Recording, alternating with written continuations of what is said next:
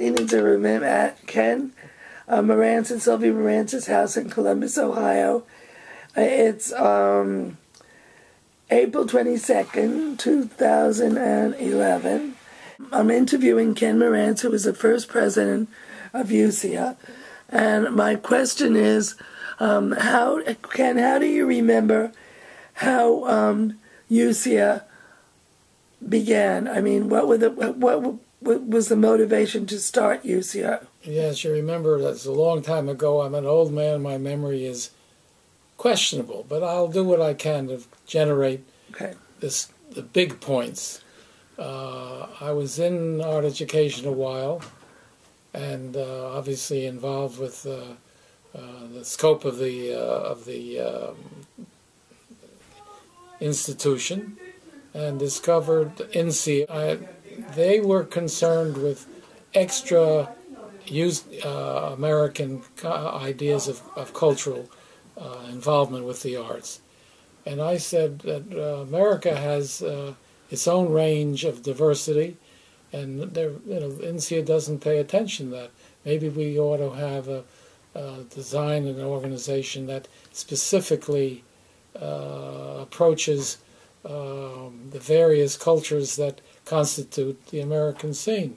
Mm-hmm. And we looked around and there wasn't any. He said, well, at that time OSU was one of the major voices in the field, and we had a strong faculty, an interested one, and we decided that we would create something with a United States base, so USSEA, the United States Society for Education Through Art.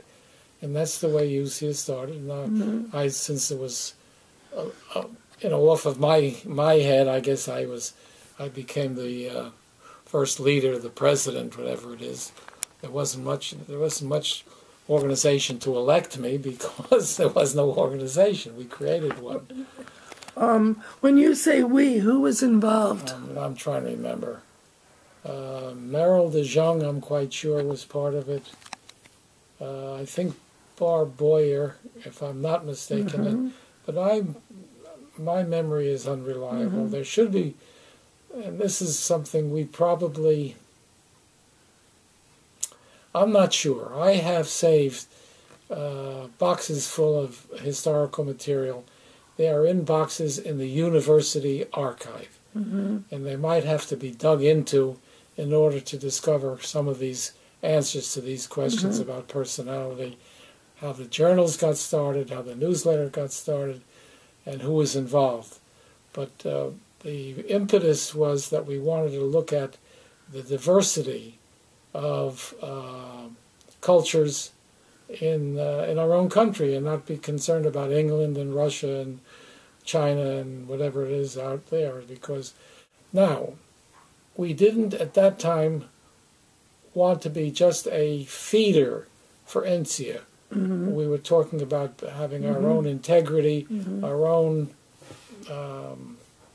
set of rules, if we will, our own missions, and rather than some institutions have steps leading to a major organization. The children's literature is one I know, the IBI, and we said no. We wanted this to have our own integrity and our own. Although we wanted to have representation on USSEA board, but we'd have to, earn that. So that's where we started off, and my memory is that it went, rather well. But that's, maybe wishful thinking. I don't know. Other people would have to, if they have long memories, reflect on what USSEA was about and who was involved and their involvement. I know that there was a strong, small group that wanted it to work. Where was? Do you remember where the first meeting was? We centered in at OSU because we were the founding people, and at that time, I don't people remember. This was back in the 70s, late 70s, early 80s, that USSEA was first. I think so. Yeah. And the field wasn't all that tremendous, and there were very few really major graduate programs, and OSU was carrying on the Barkin tradition of Big Daddy, so to speak. And we were growing. We came from a division when I was there, and we built it up to a department, and we had quite a few large faculty. And we had the opportunity and the manpower, if you will, or the person power, to do the work. You were head of the department. I was chair of the department. I came into to OSU from Chicago as head of department. This was one of the things I wanted to help the department create, and I didn't find any resistance. I didn't. It was something that was accepted, and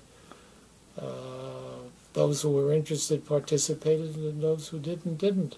Did people participate at that point from all over the United States? I mean, was it just OSU, or were there other people? Well, no, it had to have a national base, and I don't remember the mechanics of.